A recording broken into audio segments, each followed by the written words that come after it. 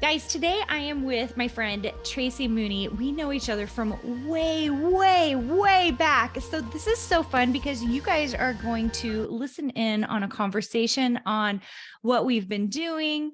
I'm actually so excited to hear what Tracy's been up to. I saw it on Instagram a few weeks ago and I was like, oh my gosh, Tracy's the editor of some magazines now. And I would just love to see how she's doing. So you guys are getting this like behind the scenes. The two of us are going to chat and you get to hear about what she's doing. She is the editor for two magazines. One is the Quilt Maker magazine and the Quick and Easy Quilt magazine. She's going to talk a little bit about that. Welcome, Tracy. Hi, Carina. How are you? I'm doing so good. I was just telling Tracy last time I saw her, she had red hair. So that was like the That's funnest true. like thing. She came on. She has this wonderful, beautiful white hair. And I have two redheads. So I mean, you guys go white in the best way possible. Like, Oh, honestly. thank you. Thank you. It was kind of a hard, I mean, the choice was sort of made for me. I had been wondering for years because red hair just fades very quickly. So I had been sort of going towards blonde and, for a while, just tried to boost the color to sort of keep it where I wanted it. And then COVID hits and I feel like I went gray with like the world, you know?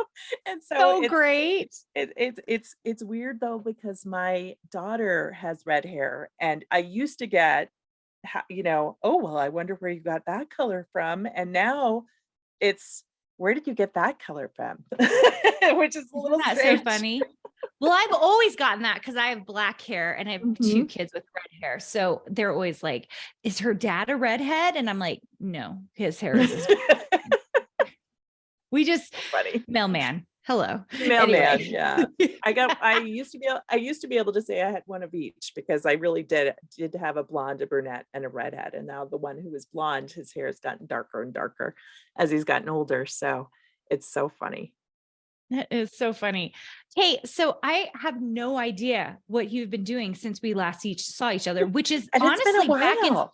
PHA days, Yeah. right?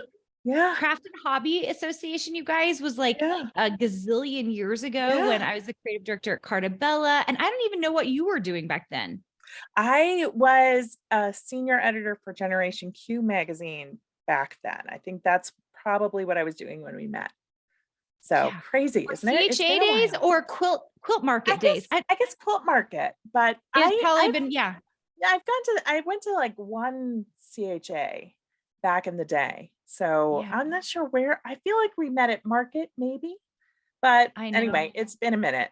It's Yeah, totally that's been a so amazing. Okay, so you were doing magazines back then. minute. Mhm. How did you get to the current two magazines that you're editing for?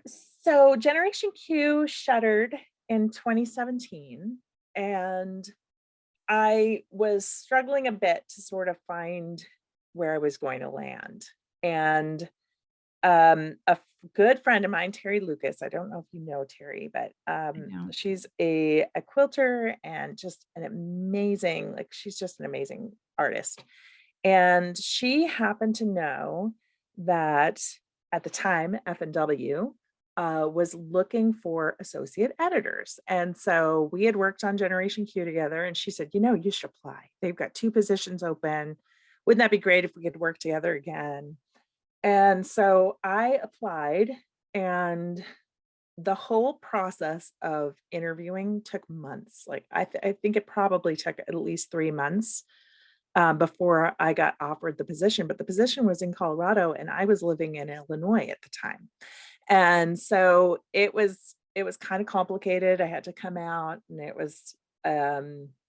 I interviewed, I think, with every person at the company. I swear it seemed like it in about 24 hours and so I was expecting, I had applied for associate editor. That's what I was expecting.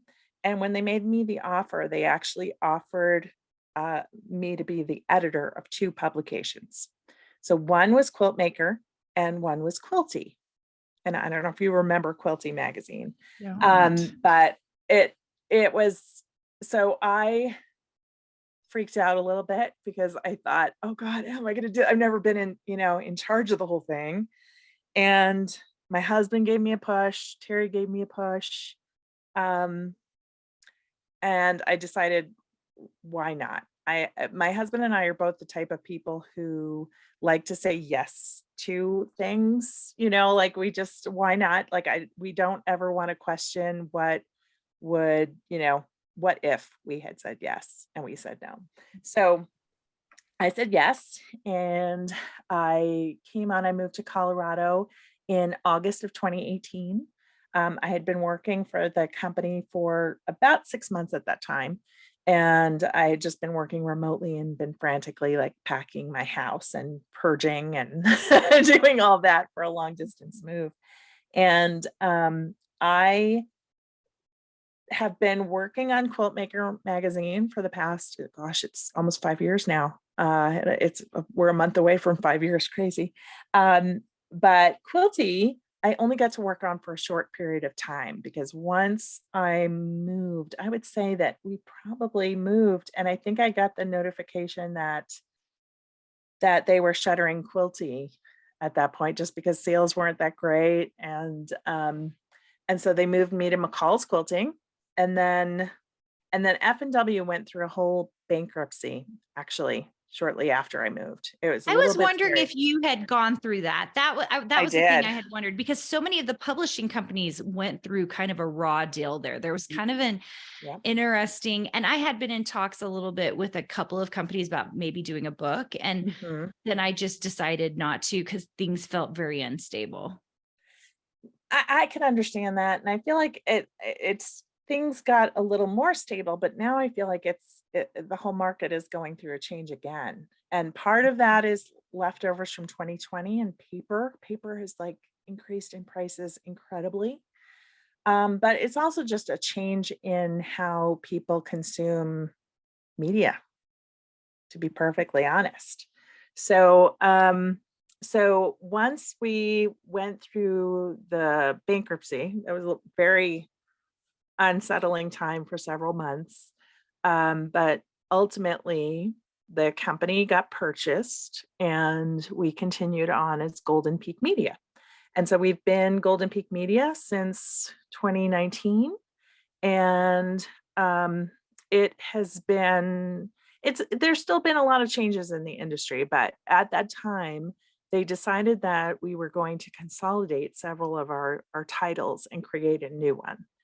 And I was named editor of Fonz and Porter's Quick and Easy Quilts. And so that one was really kind of exciting. All the editors got to sort of chip in and pitch ideas around what this new magazine was going to be. And really, it has become what we envisioned, which was just a very fun publication with very easy patterns, hopefully. I try to make them all either quick or easy, if not both, just because not all quilts are quick, but they can usually be easy even if they're not quick. So so that's what I've been up to for the past 5 years. So tell me this. I mean, I think I'm hearing the difference, but what's the difference in the two publications? Like one Ooh, is really just very quick and good question. easy. Yeah. Mhm. Like tell me about the difference between the publications and who Sure. should buy them. So Quick and Easy kind of is self-explanatory. Quick and Easy Quilts. We do very easy quilts that are fun to make. A bunch of them can be made in a weekend. There's always a baby quilt. There's always a quilt of valor. We always try to include a scrappy quilt that you can use your scraps up, or at least your stash.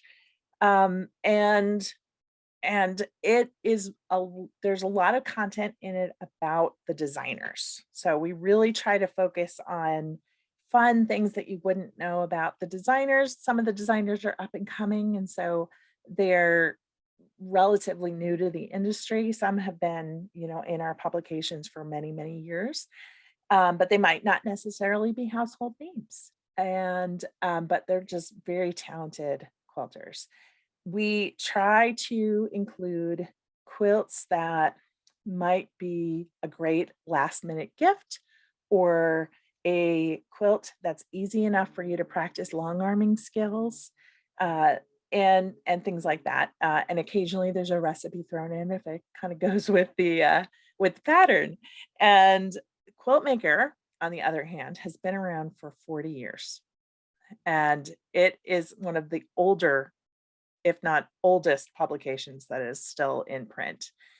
And that publication is geared more towards the advanced quilter. So that's the person who is completely obsessed with quilting. They want to know the latest and greatest techniques and products and things like that. And so they're really kind of two sides of the spectrum. Quilt Maker magazine might have more complicated patterns, might have foundation paper piece patterns, might have English paper piecing, might have projects that use wool or embroidery. So there's kind of a wider spectrum in Quilt Maker magazine, but they're more advanced quilts. Yeah, amazing. So I love the two demographics because I think that's really what there's not a lot of people who are just intermediates. It's like they're advanced Right? or they want the easy. Hmm. And even those, I mean, I was thinking about me, like I think I'm a relatively advanced quilter, but I still prefer easy and quick quilts. I kind of am with you there. I feel like I have tried so many different techniques over the years, but when COVID hit specifically, the stress of COVID made me sort of shut down, and I really couldn't focus on anything but making masks. This was so stressful. And during that year, I decided to sort of throw caution to the wind and dig back into the foundations of why I loved quilting. And it started with a baby quilt, which was literally a pack of 10-inch squares. And I turned them into half square triangles and created a design. And that was it. It was not my best work by any stretch of the imagination, but it was what I could do to sort of get my sojo back, if that makes sense. I really just it was such a stressful year for me that I couldn't do much of anything that was really took a lot of thought. Tell me about that stressful year because I think a lot of people went through that in COVID. For Mhm. you, like what were the stressful parts of it for you? For me, it was so many things. Have had autoimmune issues for over 10 years. And so for me, the unknown of what COVID was really put so much stress on my life. Plus, we were in a new state. We were far away from family. Um, just the unknown of all of that, plus all of us, there's three, my husband and myself and my youngest, all in a two-bedroom apartment in a state that was relatively new to us. And we, are all trying to work from different rooms and be on Zoom all day. And it's hard enough, I think, sometimes when you take your hobby and turn it into your work. For you, it's your business. For me, it's working for another company doing what I love. But at the end of the day, when I finish a magazine, if there's 10 or 12 patterns in that magazine, I've read over every inch, every word, sometimes written most of the words in the issue itself. It's as if I have made the pattern, even if I haven't physically made the pattern.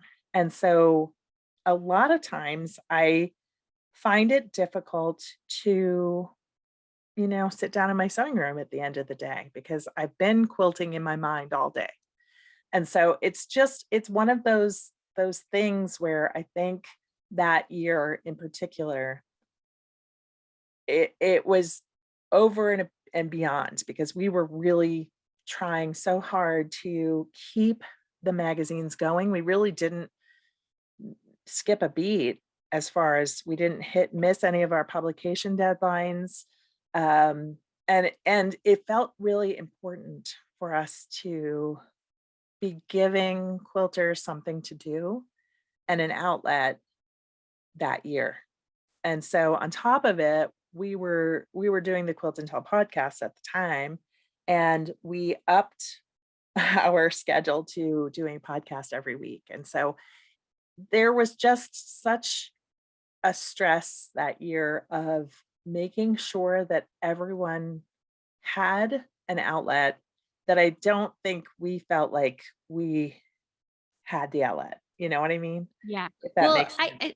I hear this all the time. It sounds like what happened to you guys, because I hear this all the time from hobby to career. Like Mhm, making that transition is already hard, which you had already made that transition. mhm, But because you guys were stuck in that 2-bedroom home, and I mhm. think this is why you saw so many people moving. I mean, we moved right actually before COVID. It was like literally like, I mean, our house went on sale the day before the quarantine happened. And then Oh we my moved gosh. within the first, like, it was the first like 6 weeks or so. So it was before like all the housing stuff happened. We were Mhm. actually, we thought everyone had lowered their prices. We lowered our prices. The Oh my price of the gosh. house we bought lowered because all of us thought that the housing market was going to crash. So Mhm. everyone in the first 2 months of COVID, when nothing was happening, everyone just thought this thing is going to crash. So we moved during that time period Oh my gosh. and we moved into a much bigger house. We were living with my mother-in-law, who was also, she's older, and we just wanted to make sure that she was okay. So we had really like bunkered in.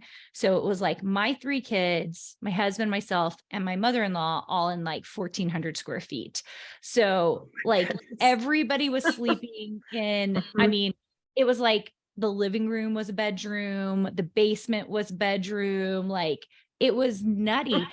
And so I like can feel your pain with trying to be on Zoom because we were then trying to get the kids to do all of their schoolwork. And Mhm. it was like just trying to spread everyone out. And our entire house was packed in Mary's house, my mother-in-law's house. So the entire house was just filled with boxes. Oh my So we were just gosh. like walking Oh my around gosh. boxes.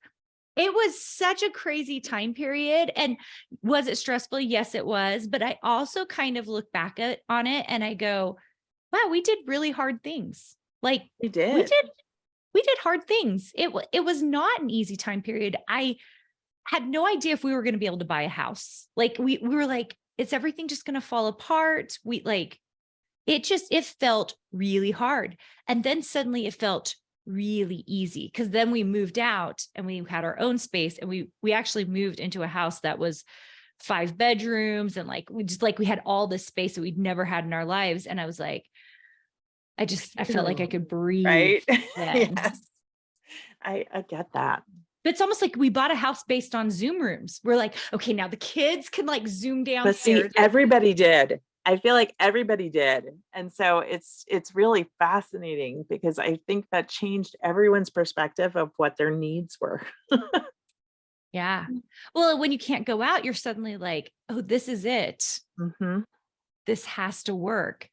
So fascinating. So I would actually love to know, like, so you're over those 2 publications, mhm. what does a typical schedule for you look like? Oh gosh. You mean typical, like, issue schedule or typical day-to-day schedule? Mm, which one would you rather talk about? I could do either. Um, how about we do, like, an issue schedule?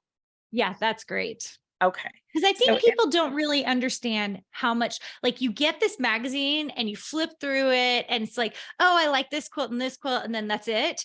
But like, people have no idea what it really takes to build one of these things. you're absolutely right. The full schedule takes about 8 months per issue.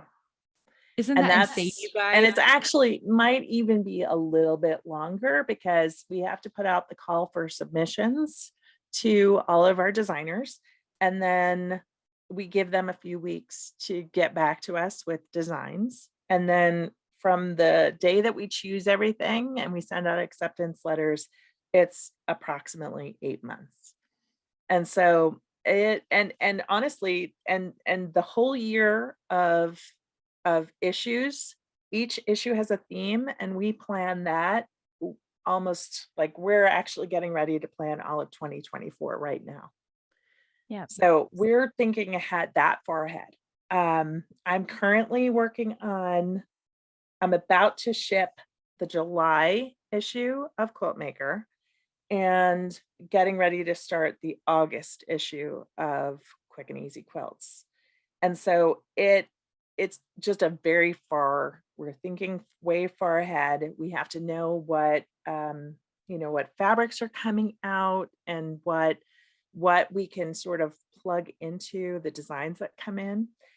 So we get, we'll say we get, I don't know, 25, 30 designs submitted for each issue. And we'll choose, it kind of depends on the issue and the complexity. So for quilt maker, I might only choose 6 to 8 quilts for an issue, depending upon complexity. For quick and easy quilts, it's probably more like 8 to 10.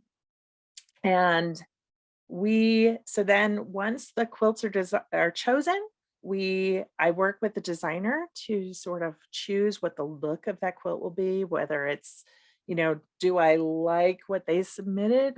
Can we use the collection that they submitted the quilt using, or did they send it in sort of solids? And then we decide to go in a completely different direction based on a collection that we think might be really appropriate for the issue. So then the designers start making the quilts.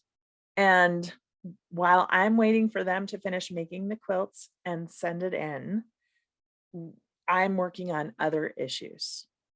And so we'll be writing the patterns. I have people who do yardage. And so I actually have one person who's on our team who that's her favorite part. She just wants to sit there and do math all day and, calculate the size of the patches and how much fabric you're going to need for a quilt. That's her Tracy, favorite that's part. magic that you found I someone who likes know. that. I know, because there were times, so I used to have to do that step, and it's not my forte. Like, there were many days where I would go on social media and be like, if I had ever imagined in my lifetime that I would work at a job where I had to do this much math, I would have said you were crazy.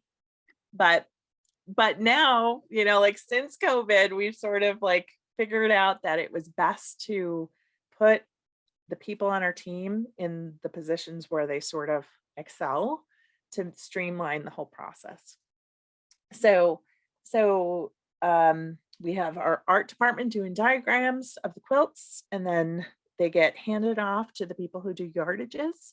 And then there's a first yardage and a second yardage done on the pattern. They both have to match. They're done by 2 different people, and they have to match. Otherwise, those 2 people have to sort of have a conversation about like what has gone wrong in their math calculations. And then someone writes the pattern. Sometimes that's me. Sometimes, like right now, it's currently the person who loves math, Eileen. And so she's doing a lot of the pattern writing. And then once that's all done, the pattern gets laid out, and then it goes to me, back to me, and I have to take a look at it and make sure that all of the parts of the pattern are included and the style is right. We actually have styles for each of our publications that it needs to match. And for my 2 publications, they're a little bit different. But when we created Quick and Easy Quilts, I sort of made that similar to what I was used to, so that it wouldn't be that hard of a lift for me to, because some of our publications, the style is very different. And then meanwhile, around what I was talking about of theme. So for instance, the May June issue of Quilt Maker, the theme was London Calling. I had decided that I wanted to do an issue all around like British themed quilts and like the Clash. And so chose London Calling. And would you believe that the call for submissions went out 2 weeks after, actually it was a week after the Queen died. Oh And my heavens. so the timing, like it still gives me goosebumps when I think about it. The timing was incredible. And we had chosen that theme like a year before. And so for that particular issue, what I also have to think about while the patterns are all getting written, I have to think about what features are we going to do? Is there someone that we'd like to write an article about? And whether I have people that I work with that sometimes write for me, but also I do some of the writing. Perhaps there's a technique used in one of the quilts that might need further explanation or maybe is interesting enough to do a feature about that. I also have to keep my eyes peeled for new products coming out that might fit in with either that theme or I just think are super cool that I want people to know about. And um, and then I also work with people like Bonnie Hunter, who, has a huge presence online amongst quilt makers, and she does a pattern in each, like a block pattern in each of our issues, and she's done it for over 10 years. And so I work with her as well. And so those are just some of the things that I'll do. And so then along the process of moving, so I'll take a look at the pattern and check it for accuracy. And then we send it on to another editor who takes a look at it for a tech edit, which is sort of a really deep dive into the pattern to make sure that we have all of the patches that need to be cut accounted for, that the quilt itself, like the pattern itself, is actually has the right way to make it. Because sometimes we'll get through the tech edit and someone will go, I don't understand how you're supposed to make that. We need to rethink it. And that happens occasionally with a hard pattern. And it's sometimes an easy one. Sometimes the easy ones are the worst. Like you just don't expect it. You think, oh, it's just strips or, it's something like that. But then we go, how do you actually write how to make this pattern? And we do all the writing in-house. And so from there, it sort of goes back and forth between me and my graphic designer, and we sort of make changes to the pattern, and then it goes to a final alt edit where another person looks at it who hasn't looked at it before, and then they read it through and make sure that it makes sense in their mind how to make the pattern. And then it goes back to me for final proof. I have to make sure all the pages are correct, all of the pictures are right, all the diagrams have the right words on them, um, and and hopefully I don't have any typos. I actually found 2 typos in my last one and I'm so mad. But it happens every once in a while where we just had kind of a crazy week and or a crazy period of time where something gets lost and your brain corrects all of those things. So, if you've ever noticed that you've missed that your brain corrected a word, it happens all the time. And so we have to try to keep our brains in like really consistent and read every word out loud so that we make sure that every "the" is included, that, certain words aren't misspelled and all of that. And then it gets sent off. We call it shipped, but it's not actually shipped. It's all the files get shipped to one of the people in our company who actually uploads everything to a website where we can review it and it looks like we're looking at a magazine. And then we check it again for any more mistakes or misspellings or, just general things. It's funny how your brain, when you switch between like a PDF and that website, sometimes you'll notice something you didn't see before that was wrong. And then we make final changes and then it gets shipped to the printer and printed. And it takes about 2 to 3 weeks to get printed. Oh my heavens. Like, honestly, just even listening to that process, I'm like, no, like I just published a book and Mhm. we went through one book for that process. Cause you check it in the Word doc or the Google doc, and then you check it in the publication format, and then you Mhm. check it again with an author copy or whatever, and you still miss stuff. Like it's Yep. still amazing how It's much you miss. amazing, isn't it? And even people, like sometimes I will get the nastiest letters from people who find a typo and they get so upset. I used to proofread for blah, blah, blah. And I was like, oh, and you were so perfect that you never missed a single thing. That's great. you know? It is kind of amazing because it's such a technical magazine. It's not like a magazine where you're just doing a read through. It's like a Right. fun, what editorial. It's such a technical magazine. I would love to end this podcast with any like lessons learned over the last little bit about being creative and doing your hobby, but it's really a job too. Like any lessons learned Oh that you could gosh. leave with people. Gosh. I would say that if you love something and you really want to make it your career, go for it. But also know that it's very, very different from working at a hobby. It kind of in some ways takes the fun out of it. In other ways, I pinch myself every day that I get to do this for my job. Yeah. Amazing. Tracy, how can people get a hold of your magazines? We are on newsstands, or you can go to quiltingdaily.com and you can either purchase a print issue or a digital download there. So that will give you all the information you need. Awesome. So amazing. And we'll put those links into the show notes for you guys. Tracy, thank you so much for being on. This has been such a pleasure to just reconnect. I mean, it was before COVID. I haven't been to a I quilt know. market I since know. before COVID. Same. So it's just been a really, really long time, but this was so lovely. And I hope you guys got so much out of it. It is fascinating to me because I'm not in the magazine business. I'm just on the design side. And so being able to see that process, people really don't realize how much it takes to build and create anything, but let alone a magazine that seems super easy. So love Well, it. thanks Thank for you. having me.